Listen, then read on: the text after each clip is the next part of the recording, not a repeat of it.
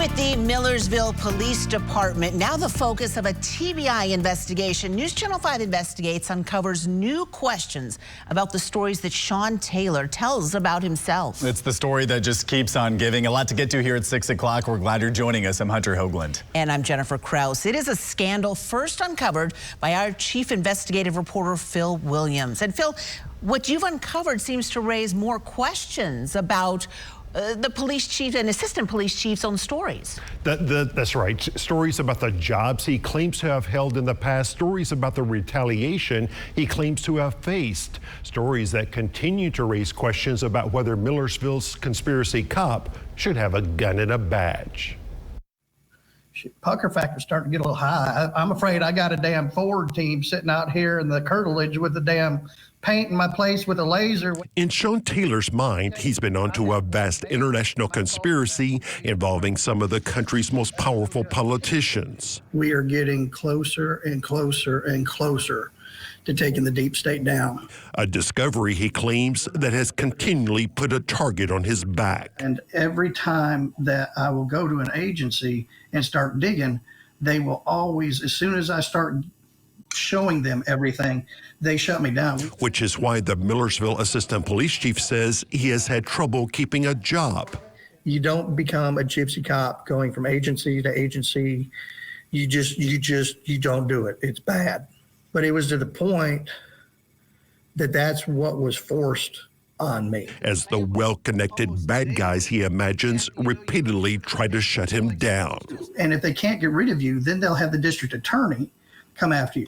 But our News Channel 5 investigation discovered that Shawn Taylor has left a trail of questions throughout his career. His Facebook page claims he once worked at the Williamson County Sheriff's Department. The agency says it has no record of him. On this job application, Taylor claimed he worked at the Hickman County Sheriff's Department as a deputy sheriff and chief jail administrator. Hickman County officials say he was only a correctional officer. I mean, literally, I was wrote up one time in my entire 25-year career and given a 2-day suspension for a pursuit that went from my location to downtown Nashville because it got caught on Sky 5 traffic, and it ended up being some boys that had carjacked some people. In fact, records show Taylor nearly got fired from the Columbia Police Department in 2009 following a complaint by a woman he was pursuing while he was married. The woman claimed he continued to call and send her text messages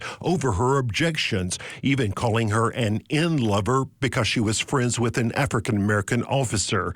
Investigators concluded he was guilty of harassment, stalking, and criminal trespassing. Taylor initially denied the allegations.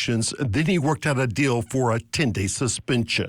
It's no secret. I was no angel when I was younger, and I'm not going to hide for it. My God, my Lord Jesus Christ, he knows what I've done. In a recent interview with right-wing podcasters, the Millersville assistant police chief seemed to acknowledge that our investigation would turn up some unsavory parts of his past.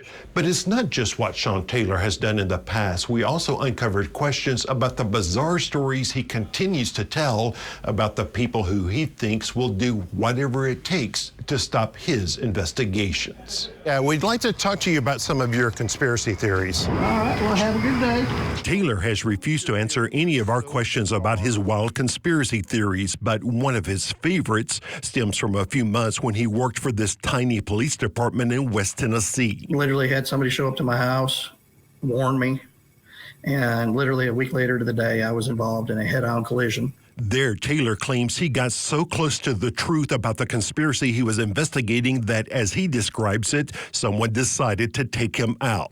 I was literally warned several times, and within a week of being warned one time, I was hit head-on in a car crash and survived that. But we dug up the accident report from that crash, and it showed that instead of being a deliberate hit, the other driver ran a stop sign. Both vehicles swerved to avoid each other before colliding, and Taylor did not show any signs of incapacitating injuries. Yet, as he tells it, it took me out for about a year and a half.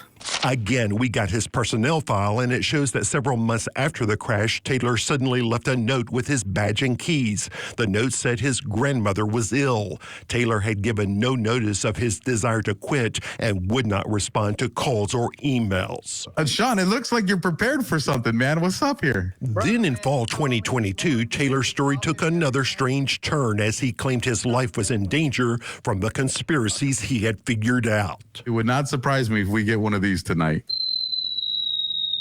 Oh, brother. Let me tell you, I've had a white van sitting in my cul-de-sac 2 days in a row. That's no joke. A few months later, again, this was before he was hired at Millersville, Taylor reported that someone had shot up his house. According to a police report, Taylor suggested he may have been targeted because he has proven that numerous high-ranking politicians and judges in the area are linked to money laundering and narcotics delivering and sale. Are you seeing any of these pictures? Yeah. And they came through cabinets, came through walls, exited. It was an attempt to scare. It was an attempt to say, hey, you need to shut up. Back with his QAnon podcast buddies, Taylor said the TBI was called in and he gave an agent permission to search his property for evidence. But he claims she went rogue and began searching without him present. It's not. I said, you can pack your stuff and leave. So basically, I put her in timeout, right? So she turns to me, she's like, well, I want to see who you're going to get to solve this. Which feeds back into his bizarre conspiracy theories. Now, you can't trust the Tennessee Bureau of Investigation. We have people that I've talked about on the shows that are former Tennessee Bureau of Investigation. We know where it goes. The TBI says Shawn Taylor's complaint about the shooting at his house remains under investigation. Will it turn out to be a real threat or just another of his conspiracies? And what's strange, more strange about the story that involved the reported shooting at Taylor's house, there were no witnesses. Apparently no one caught it on home security cameras, and whoever fired the shots did not leave behind any shell casings that might have been used to help investigators tie it to a specific gun. Interesting, and so many questions. I know you have tried repeatedly, many times, to talk to Shawn Taylor, Millersville Police, to get them to tell their side of the story. I assume still no luck? Yeah, I reached out to them more than 72 hours ago, and as usual, have not heard back.